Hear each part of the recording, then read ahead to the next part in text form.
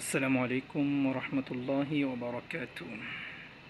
সম্মানিত দিন ও ভাই বোনেরা, অনেকেই রোগ পরীক্ষা করার জন্য বিভিন্ন রকম পন্থা অবলম্বন করে থাকেন। বিভিন্ন কলাকৌশল দিয়ে রোগ পরীক্ষা করে থাকেন। রোগীর রোগ পরীক্ষা করার একটি মুজাররদ তদবির। আমরা চাইলে এই তদবির দ্বারা রোগীর রোগ পরীক্ষা করতে পারি। যখন কোনো ব্যক্তি আমাদের কাছে তাদের রোগ সম্বন্ধে জানতে ইচ্ছা করেন, তখন আমরা হাজিরাত বলি, বিভিন্ন রোগ কথা বা বিভিন্ন পন্থা বলি। আমরা বিভিন্ন পন্থায় রোগ পরীক্ষা করি। তো এই একটা পন্থা আছে, যেটা পন্থা, এই পন্থাও আমরা অবলম্বন করতে পারি। আপনার স্ক্রিনে যে নকশাটা দেখতেছেন, স্ক্রিনের মধ্যে যে নকশাটা দেখতেছেন, আমরা একটি কাগজের মধ্যে এই নকশাটা লিখব। আমরা একটি কাগজের মধ্যে এই নকশাটা লিখে রোগীর হাতে আমরা দিব। রোগীর হাতে আমরা এটা দিব। রোগীর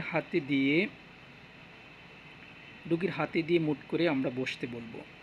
রোগীর হাতে মুঠ করে দিয়ে আমরা বসতে বলবো এবং আমরা আরসালনা ইসমু আলাকা বিহাক্কি সুলাইমান ইবনে দাউদ আলাইহিস সালাতু ওয়াসসালাম, এই একটি এসএম আমরা 7 বার পড়ে আমরা রোগীর গায়ে ফু দিব। আরসালনা ইসমু আলাকা বিহাক্কি সুলাইমান ইবনে দাউদ আলাইহিস সালাতু ওয়াসসালাম, এই একটি এসএম আমরা পড়ে 7 বার রোগীর গায়ে ফু দিব।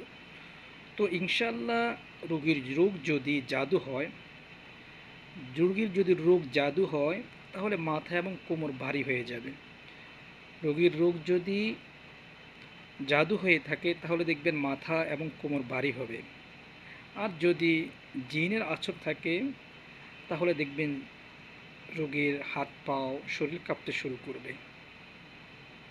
আর যদি দেখেন যে না, কোনোটাই তার হচ্ছে না, তখন মনে করতে হবে যে এটা শারীরিক রোগী, এটার অন্য কোনো জিন জাদুর কোনো সমস্যা নেই, এটা হচ্ছে শারীরিক সমস্যা।